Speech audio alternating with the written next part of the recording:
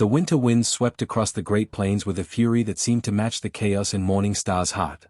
She knelt beside her husband's deathbed, her hands trembling as she pressed a cool cloth against his burning forehead. Black Elk had been the strongest warrior in their village, a man whose laughter could fill a lodge and whose courage had saved countless lives. Now he lay gasping for breath, his body ravaged by the spotted sickness that had claimed so many that terrible season. Morning Star whispered prayers to the Great Spirit, begging for mercy that would not come. Outside their lodge, the village moved in somber rhythms, families huddled close against both the cold and the invisible enemy that stalked among them. As darkness fell on the third night of his fever, Black Elk's eyes cleared for a moment. He reached for Morning Star's hand with what little strength remained in his weakened grip. She leaned close, her tears falling silently onto their joined hands. He spoke of their years together, of the daughter they had lost to the same sickness 2 winters past, of his love that would transcend even death. Then his voice grew urgent, almost fearful. He warned her about his brother, Running Wolf, whose jealousy had poisoned their relationship since childhood. Running Wolf had always coveted what Black Elk possessed, whether it was honor in battle, respect from the elders, or the love of a good woman. Black Elk made her promise to be careful, to seek protection if needed, to remember that she owed Running Wolf nothing despite the old customs that sometimes bound a widow to her husband's family. The promise was barely sealed when Black Elk's hand went limp in hers. Morning Star felt the world fracture around her as his final breath left his body.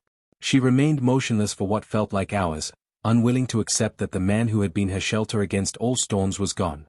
When she finally emerged from the lodge to announce his passing, the village women surrounded her with embrace and lamentation.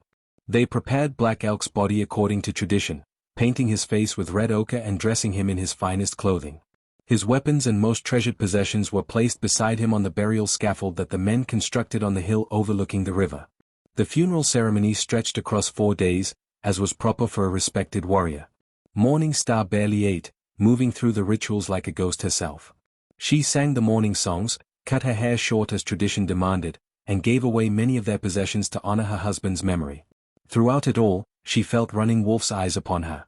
He stood at the edge of every gathering, watching with an intensity that made her skin crawl.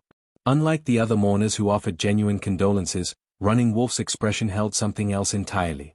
There was calculation in his gaze, a predatory patience that reminded her of wolves circling wounded prey. On the 5th day after Black Elk's death, Running Wolf came to her lodge. He entered without invitation, his presence filling the small space with tension. Morning Star stood her ground, though fear coiled in her stomach. He spoke of duty and tradition, claiming that as Black Elk's brother, he had the right to take her as his wife. It was an old custom, meant to ensure that widows would be cared for and protected. But Morning Star knew this had nothing to do with care or protection. She had seen how Running Wolf treated his first wife, a quiet woman who flinched at sudden movements and wore bruises like shameful ornaments.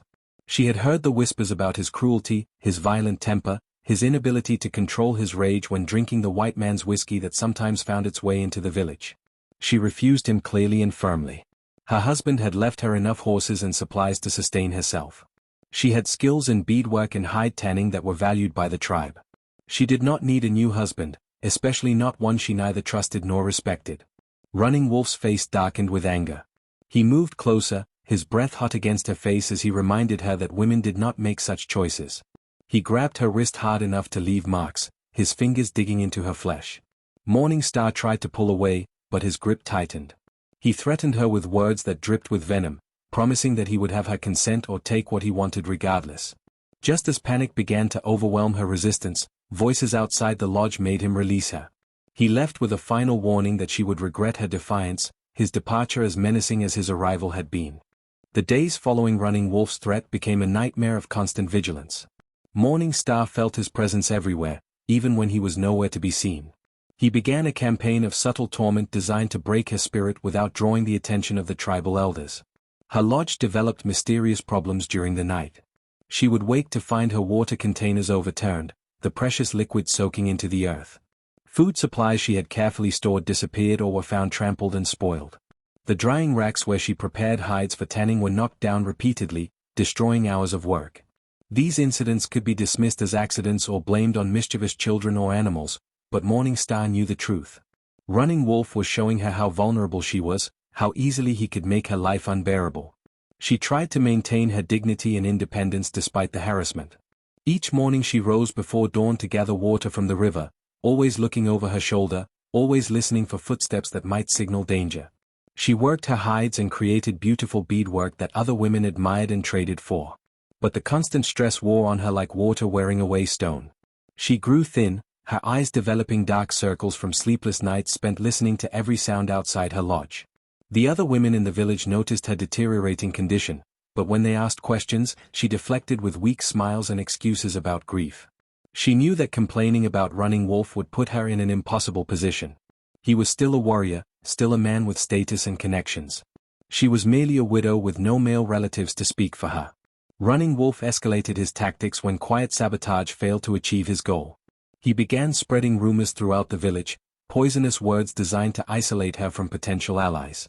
He suggested that Morning Star had been unfaithful to Black Elk, that her refusal to marry him stemmed from improper relationships with other men.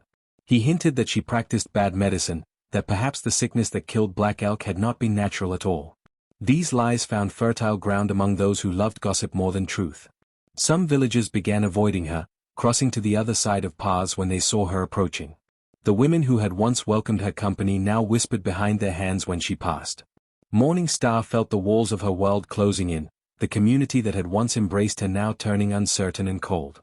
One evening, as she returned from gathering firewood, she found Running Wolf waiting near her lodge with several other men. They had been drinking, their words slurred and loud, their laughter harsh and mocking. Running Wolf called out to her, asking why she thought herself too good for him, suggesting that perhaps she needed to be taught proper humility. The other men laughed, though some looked uncomfortable with the situation. Morning Star hurried inside her lodge and secured the entrance, her heart pounding so hard she thought it might burst. She heard them outside for what felt like hours, their voices rising and falling, sometimes angry, sometimes cajoling. When they finally left, she collapsed against the lodge wall, trembling with relief and exhaustion. The next morning brought a new horror.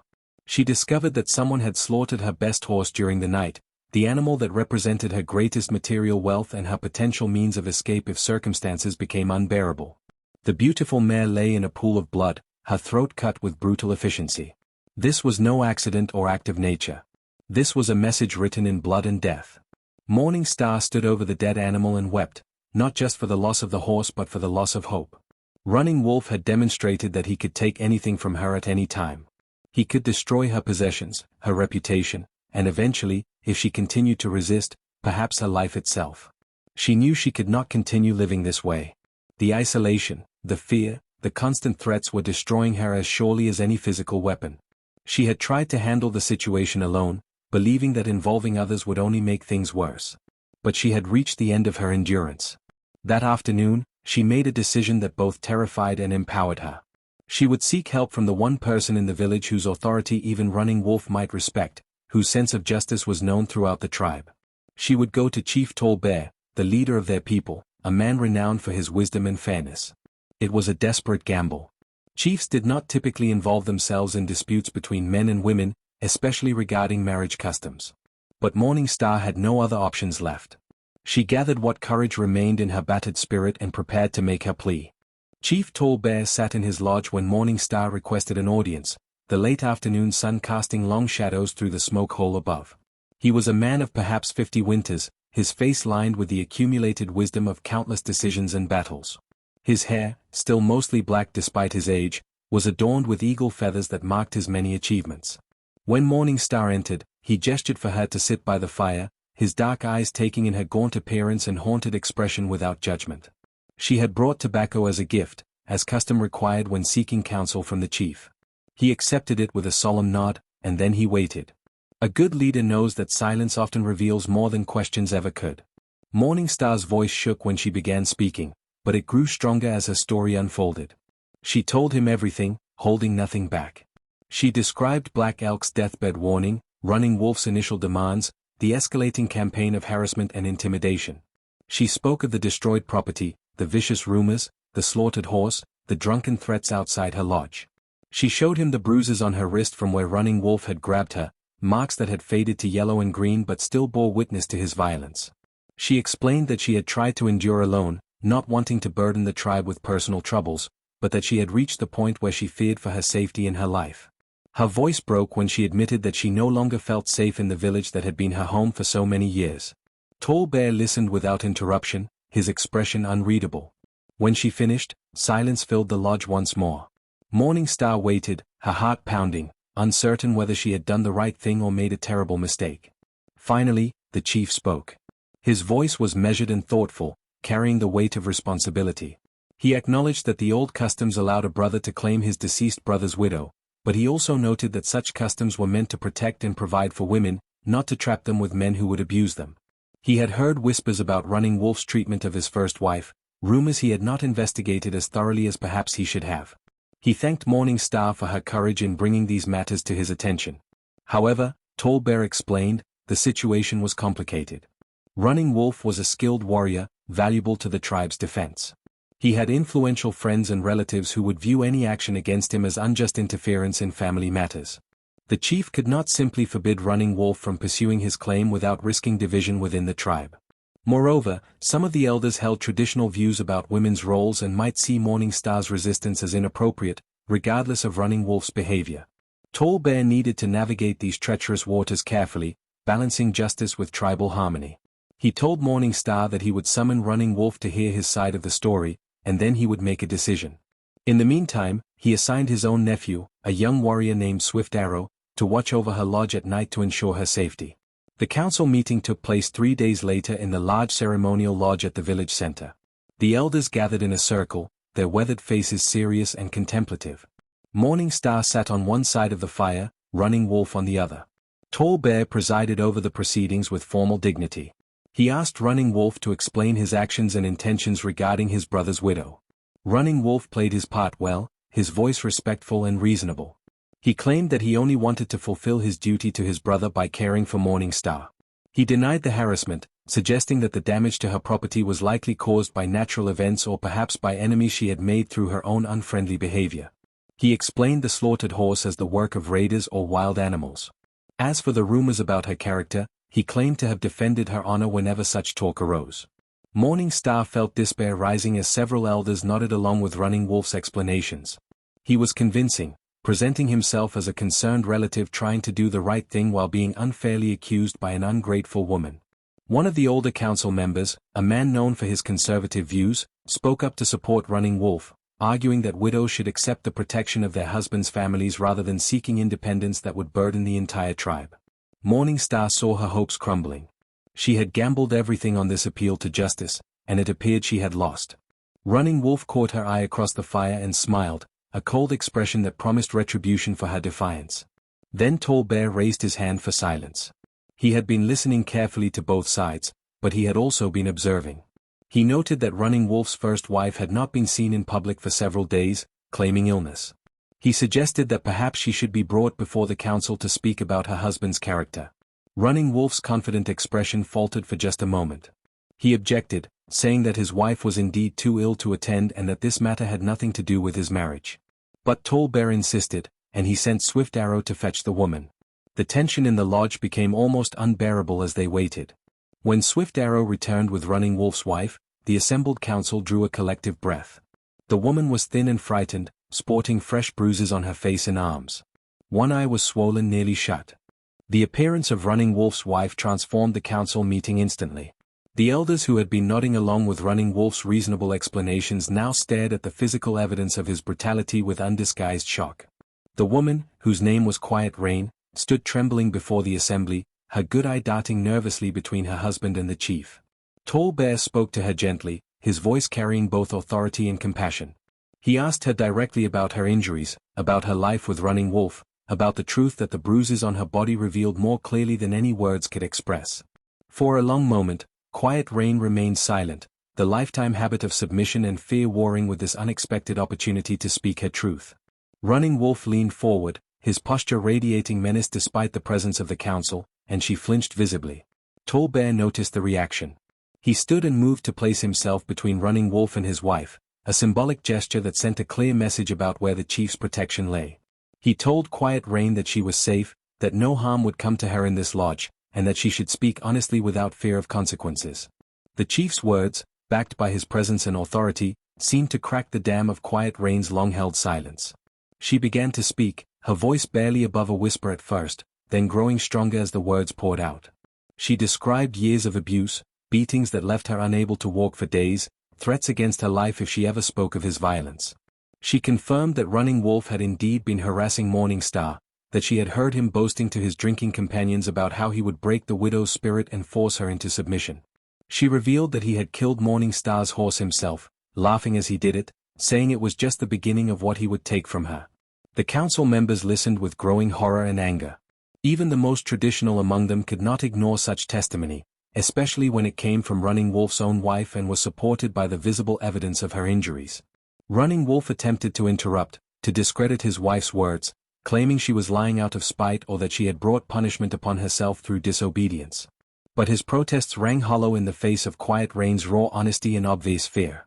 One of the elders, a man who had known Running Wolf since childhood, spoke with deep sadness about how the promising boy had grown into a man consumed by jealousy and rage.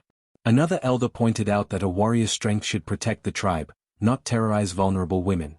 The tide of opinion had turned decisively against Running Wolf. Tall Bear called for silence and announced that he would deliberate with the council privately before rendering judgment. Morning Star and Quiet Rain were asked to wait outside, while Running Wolf was to remain under guard within the lodge. As Morning Star stepped into the cool evening air, she felt Quiet Rain's hand slip into hers. The two women stood together, their shared suffering creating an instant bond. Quiet Rain apologized for not speaking up sooner, for allowing Running Wolf's campaign against Morning Star to continue without intervention. Morning Star squeezed her hand, understanding that survival sometimes required silence, that speaking truth to power demanded more courage than most people ever needed to find. They waited as the stars emerged overhead, neither woman daring to hope too much but both feeling that perhaps justice might actually prevail. Inside the lodge, the debate among the elders was intense. Some argued for exile, the traditional punishment for members who threatened the tribe's harmony. Others suggested a public beating to humiliate Running Wolf and demonstrate that violence against women would not be tolerated.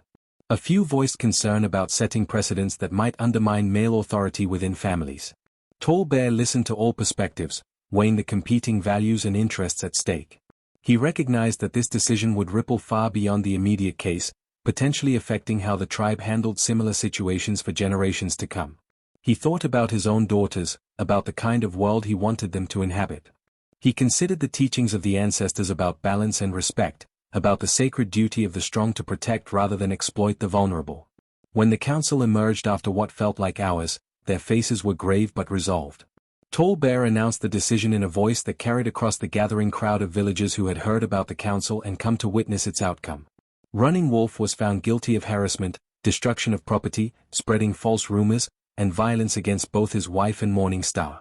For these crimes against members of his own tribe, he was being stripped of his status as a warrior and banned from participating in hunts or war parties for a full year. He was ordered to provide restitution to Morning Star for the destroyed horse and other property, the payment to be enforced by the council if necessary. Most significantly, Quiet Rain was granted the right to dissolve her marriage if she chose, an almost unprecedented decision that acknowledged her suffering and granted her a freedom rarely given to women in their society.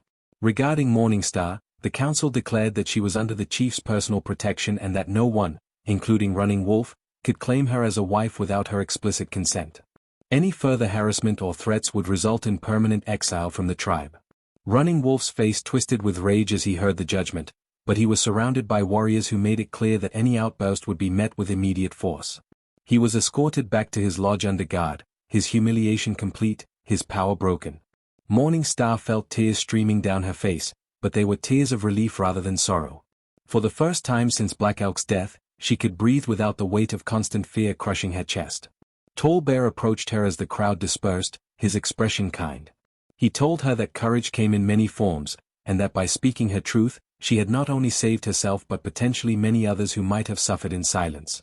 The winter that had brought so much death and fear gradually gave way to spring.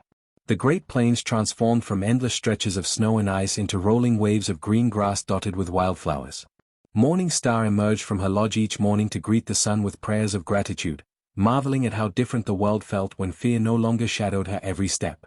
The village itself seemed to breathe easier after the council's judgment. Running Wolf had slunk away to the edges of the community, his status diminished, his influence shattered. Some of his former drinking companions now avoided him, unwilling to be associated with his disgrace. The warriors who had once laughed at his cruel jokes now turned their backs when he approached. His isolation was complete, a living lesson about the consequences of abusing power. Quiet Rain had chosen to dissolve her marriage, a decision that sparked much discussion among the villagers but was supported by Tall Bear's firm enforcement of the council's ruling. She moved into Morning Star's lodge, and the two women formed a household that defied traditional expectations but functioned with impressive efficiency. Together they combined their skills, with Morning Star's exceptional beadwork and Quiet Rain's talent for herbal medicine, creating a partnership that benefited the entire community. Women from the village began visiting more frequently, sometimes seeking remedies or beautiful craftwork, but often simply enjoying the atmosphere of mutual support and respect that characterized the household.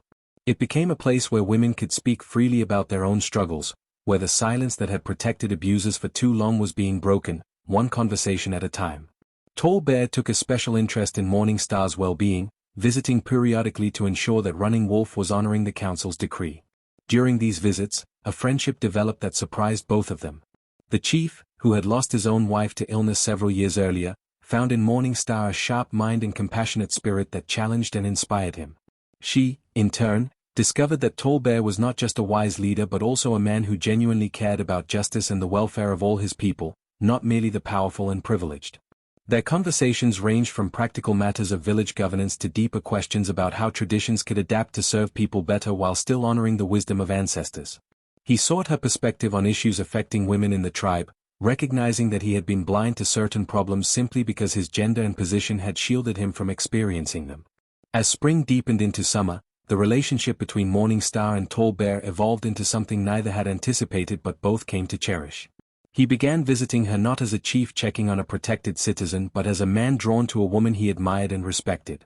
She found herself looking forward to his visits, preparing special meals, wearing her most beautiful beadwork, feeling her heart quicken when she heard his voice outside her lodge. The village noticed, of course, and opinions were divided. Some approved, seeing the potential for their respected chief to find happiness again with a woman of proven courage and character. Others whispered that it was too soon, that a widow should mourn longer, that the chief should choose someone younger or from a more prominent family. But Tall Bear had learned from the Running Wolf incident that public opinion should inform but not dictate decisions about justice and personal life. One evening as the sun painted the sky in shades of orange and gold, Tall Bear came to Morning Star's lodge with a proposal. He did not demand or assume, as Running Wolf had done. Instead, he asked her respectfully if she might consider becoming his wife, making clear that the choice was entirely hers and that refusal would not diminish his respect for her or his commitment to her protection. He spoke of his admiration for her strength, his enjoyment of her company, his belief that together they could build a life of partnership and mutual support. Morning Star listened with her heart full of emotions she had thought buried forever with Black Elk. She realized that what Tall Bear offered was different from what she had lost but no less valuable. This was not the passionate love of youth but the deeper connection of two people who had survived loss and emerged with clearer vision about what truly mattered. She accepted his proposal, and they were married in a ceremony that reflected both tradition and the changes sweeping through their community. Quiet Rain stood beside Morning Star, a sister in all but blood, representing the bonds that women could forge when freed from isolation and fear. The marriage was celebrated throughout the village, a symbol of hope and renewal after a difficult winter. Running Wolf watched from a distance, his face a mask of impotent fury, but he no longer had the power to harm or threaten. The council's judgment had neutered his ability to terrorize, and the community's rejection had isolated him completely. Some said he eventually left the village altogether, unable to bear the constant reminder of his fall from grace. As the seasons turned and years passed, Morning Star and Tall Bear's partnership became legendary in the tribe. Together they worked to establish new customs that protected vulnerable members of the community while respecting the wisdom of tradition. They created councils where women could voice concerns and influence decisions that affected their lives.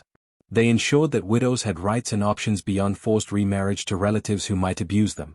The changes were gradual and sometimes met with resistance, but the chief's authority and Morning Star's lived experience combined to make compelling arguments for reform. Their lodge became a center of progressive thought and compassionate governance, proving that strength and gentleness, tradition and innovation, could coexist and create something better than either alone. Morning Star often thought about the terrifying journey that had brought her to this unexpected happiness. She remembered the despair she had felt kneeling beside Running Wolf's slaughtered horse, believing that her options had run out and her future held only suffering. She marveled at how seeking help, though it had required tremendous courage, had transformed not just her own life but the entire community's understanding of justice and protection.